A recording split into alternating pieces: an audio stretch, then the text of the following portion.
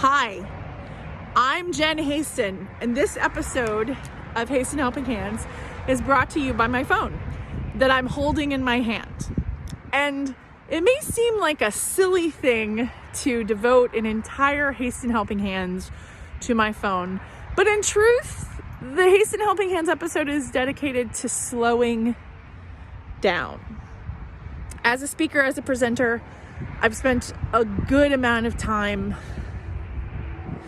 a long time, trying to slow myself down.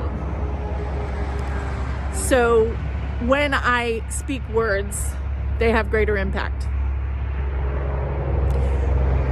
One of the things that happened to me this morning is when I was leaving a message right before I headed in to start my day for the day, I lost my phone. And I was looking everywhere for it. I retraced my steps. I walked back to the car.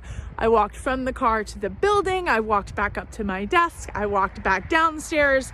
I was convinced there was no other place it could possibly be because I had looked everywhere that there was to look.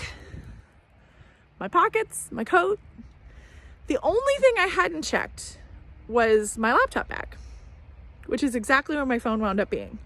And it was a really good message for me, and I decided to pass it on to you to slow the heck down.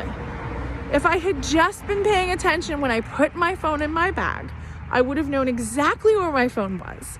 I would not have caused myself to have a panic attack. Okay, I didn't have a panic attack, but I was pretty close. I couldn't find it for a long time.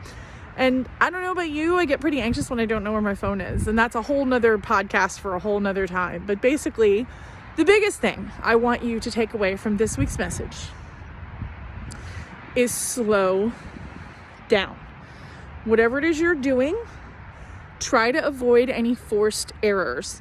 Forced errors is something I've heard John Acuff talk about, where when you're driving, you make a turn too soon or you cause yourself to have a problem because you're going too fast.